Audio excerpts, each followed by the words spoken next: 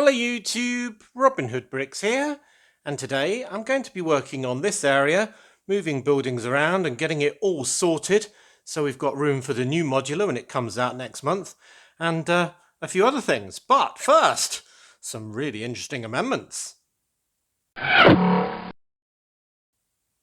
Good. Well, the first amendment is arguably the best one I've had for quite a while from my subscribers, in that it is so brilliant. And it adds to the brilliant scene of what I've called my Stalk 2.0, a pilot dropping babies off the back of this giant stalk to prospective parents, according to the map that's attached. And a few of you suggested that I actually had a little baby parachuting down, dropping into the loving arms of a young couple who look very happy indeed with their new bundle of joy on his way down. So I think that really completes that scene and makes it look rather fantastic. The huge dinosaur-esque Stalk 2.0 drawing your eye to the scene and then wondering what's going on below, and that is absolutely great. So I used the baby wrapped up very tightly that was in the pilot's hand on the parachute, and I've got another one on order now because they're quite hard to get, to fill a second one in his hand, like he's basically carpet bombing the city with babies. But I think that is a really nice scene, so maybe we'll have to have another couple waiting for the next drop to come. But yeah, that is really nice, and immediately you know what's going on, and the fact that we've got these very sweet faces sort of looking at the panniers makes the scene complete, I think. So that's really nice, and I haven't knocked it over yet. I may do in the future. I was considering hanging it from the ceiling, but it'd be a long old wire, so I thought it'd probably be easier to attach it to the ground using those 1x2x5 clear bricks. So that's the first one, so thanks very much for that. I'll give you your bedoying in a minute. Some more minor ones. I moved this sculpture away from the crossing because it was in the way. It's still quite big, but you can now get round it at least. I've even added a new statue to the area to increase the culture even more, just using gold minifigure parts and weapons and shields and so on that I had. So that's looking nice. So we've got a really arty district over here.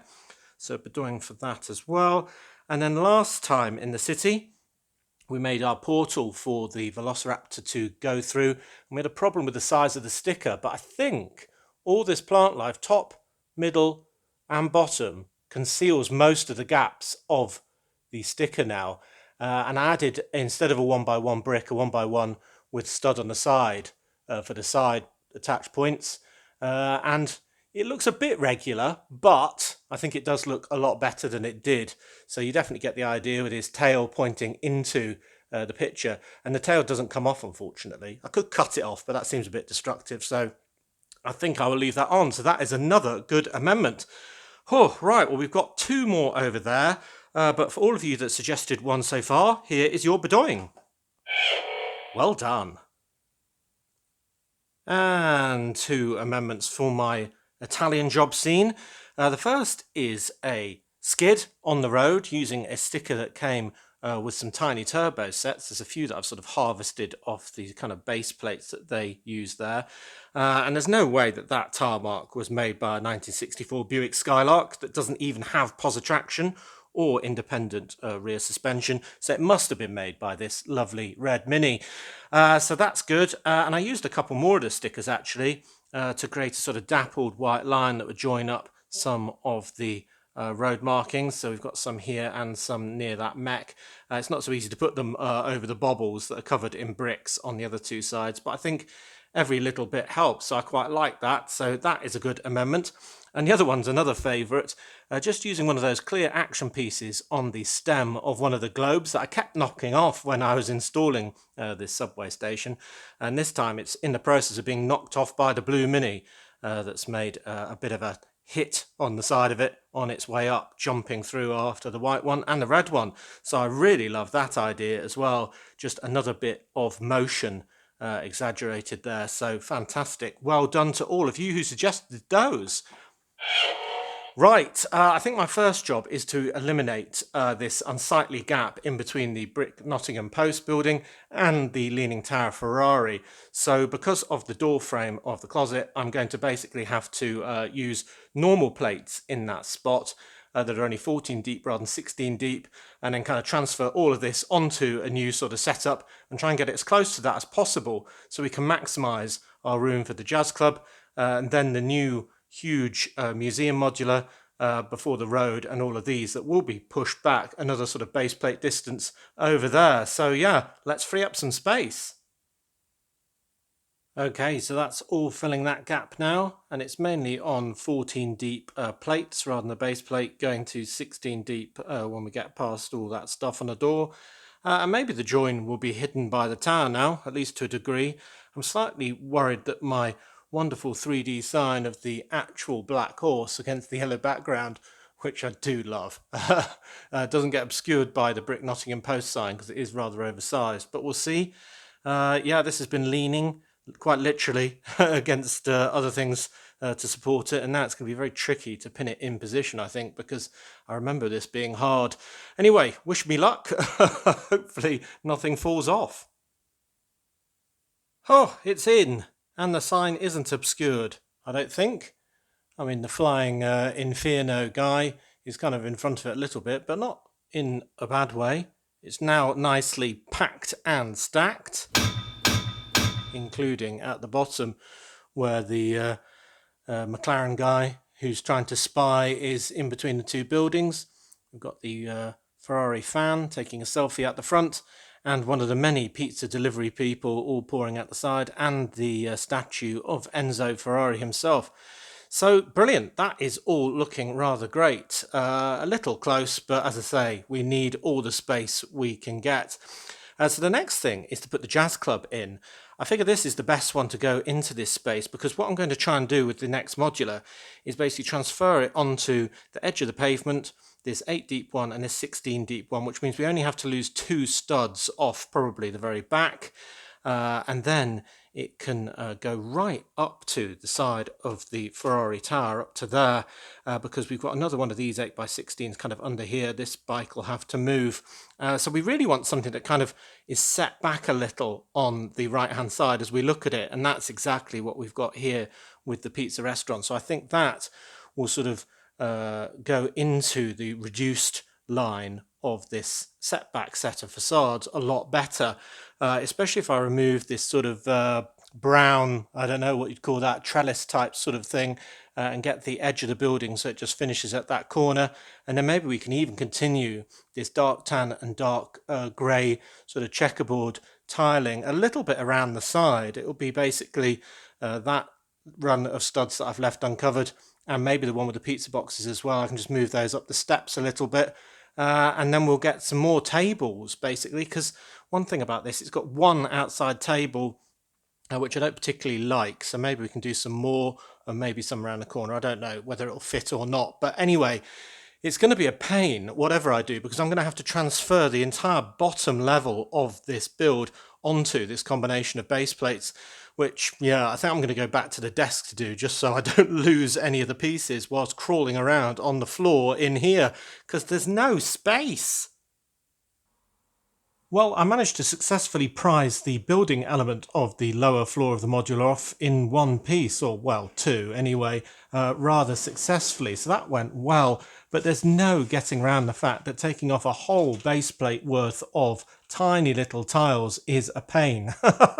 So basically I've transferred all of the back section onto the 16 by 32 base plate, and the middle section onto 2 8 by 16 base plates. So when that goes on there, and we've got the first 6 studs on the road plate, and it's all like that, then we'll be on a footprint that's just those 2 studs shorter to accommodate where the wall's going. So brilliant, that is all done. I just need to put it all back together and give it some real support when I'm taking it back up to the Lego room, so it doesn't all fall apart now it's not as structurally sound.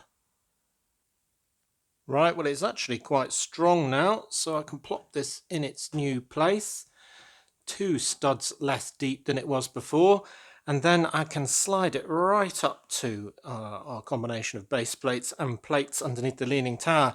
And you'll see I've stripped a 4 wide section of its tiles, just so I can continue that dark tan and dark grey colour scheme round the side.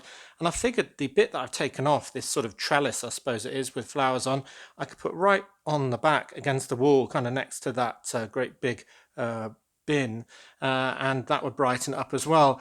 And then rather than put in the original table, which I never liked with this kind of very drab looking umbrella, I thought I'd have 3 ice cream swirl type ones, which are very bright indeed, with some red, dark green and white chairs to match the awning on the front of this, maybe around here and here, maybe with one even knocked over by the melee of the thing coming up in the street, who knows. But yeah, I think I'll be able to get virtually everything back, and then I can put all the rest of the building back on.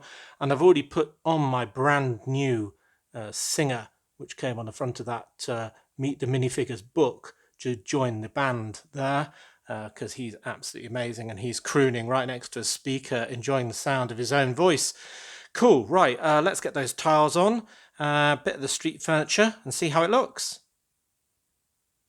Well, there really wasn't much room to cram much in, but I've used absolutely every available stud. We've got 3 tables with swirly ice cream style umbrellas, because I reckon these places usually sell ice cream as well as pizzas. And then we've got the dark green chairs on that one, matching the awning, the white chairs there with somebody enjoying a slice of pizza, and the red chairs on the third one. And then even more pizza boxes by the bins of the Leaning Tower Ferrari, of course, because they're the main customer. You wonder if the pizza place opened up because they were there eating all the pizzas, or if Ferrari built their tower next to a ready supply, who knows. But I do like the fact that all of the door furniture of the real life door behind the Leaning Tower Ferrari is now hidden. It's a lot cleaner, so that's good. And then at the very back we've got the trellis with those plants on, of course. And I like the fact that we've got more of this tiling, because it kind of ties this area in with this one, so it looks more natural, like a real city, rather than having a modular in one style, then a complete line of both building and outside area. Right, so I need to slide this in and attach all those tiles, put back my man receiving his delivery from the box car, what is it, the moving van. We did have 2 pizza delivery motorbikes. I think this one's better because he's got all the sort of logos on and stuff. So I've de-pizzaed this one that came with the modular, and he can just be driving along the streets. So that would be good as well. Oh, let's see how it looks when it's all absolutely slid together. Oh, that is packed and stacked. I love it. Nice and full, loads of stuff going on, one thing overlapping the next. Very good. So that is seamlessly joined into the scene with all of the Drillex machine and all the rest of it, and the Ferrari tower. So yeah, that area looks pretty done if you ask me. But it does enable me to show you the rest of the plan for this entire table. And it's pretty big, actually. A nice piece of real estate. You may have noticed that I've added an extra straight in there. I might add a T-junction instead, but nonetheless, whatever, you get the idea that that's the actual length of the road. So the corner will be right up here rather than here, which means we have a full plot where the turquoise one is currently for a modular, and a 1.5 plot, which is probably going to be the brand new Natural History Museum that's coming out soon. So that'll be really good to put in there, and it'd be nice and visible with all of its lovely colourful banners advertising the exhibition on the inside. So I think that's going to go there. Then I'm going to think in where the turquoise one is, I want to put one of my 2 corners. So I've basically got the choice between my Grand Emporium and Casino there, with the casino on the top floor, or the Brick Bank. And I'm thinking the Brick Bank will be good there, because then the main entrance will be out of sight, but that's a bit boring. And then we'll have the lovely laundrette visible here. So I think that will be a really good thing to put on there. Then we'll have the road going into the wall. Haven't quite worked out that yet, but I'm thinking of doing a facade tunnel so it can sort of drift into there and maybe have something fun coming out of the wall. And then we've got this section. Now, the frustrating thing about this, if you look at that half base plate against the wall in the corner and another kind of half, there's not enough room for a whole base plate there either. Oh, so annoying. Because of my real life walls. So what I'm planning to do is put down some base plates as I have, and actually have whole modular sat on top of them. then I can kind of tidy up the edge where they overlap there with one plate, and then just put a tile on top of that, because a base plate sat on top of another base plate is the same as a plate attached to the lower base plate, if you see what I mean. So it'll work out perfectly in the height geometry, and it'll just be a very small step in between the normal sort of sidewalk level and the slightly raised sidewalk in front of the modulars. Now I could do that even a bit further away than usual. So I've got enough space here for 2.5 modulars. Kinda. So basically I've only got room for 2.5 if I squidged this corner one, which I think is the one that's going to be there, right up to the roller coaster. So basically it's almost like they've built the stanchions actually on the sidewalk here, kind of where that lady is with her shopping bags, and on there. Now if we do that and tuck it right up to the edge of this screen here, then we'll have enough space for one more modular in the corner, roughly where that is, and our turquoise half building. So we could, as an alternative, not put that in, but then we'd only have room for 2. This could be a bit further back away from the roller coaster, and would have a bit of a, say, park or something in there. So we could also do that, or maybe some parked vehicles for the fairground, I don't know. So we have to decide if we're happy with this being really close up. Now obviously I can put the window washer on this side, move around the birds and have the advert facing us and all the rest of it, so that's not a problem. I figure that maybe they built the roller coaster a bit too close because they're evil fairground runners after all, so why wouldn't they? And then it just means we can get an extra whole modular in, or rather an extra half. So let me know what you think of that. So I think we're going to have a full run right up to and touching the corner and the wall there, a road going into a facade tunnel, and then another run going completely the way up to here and joining on here. And then for this side, well, there's still lots of options like skateboard parks, botanical gardens, universities, sort of bijou, sort of cafe culture type area. But what I think I will do is have my second ticket office and an official second entrance into the fairground underneath the roller coaster here, the pirate coaster, so we can get into our path network and not just gain access from the far side, bit of area under development there, which will be round the back of the carousel near Far Corner Farm. Oh, so yeah, a lot still to do, but the good news is you can start to see the wood for the trees now.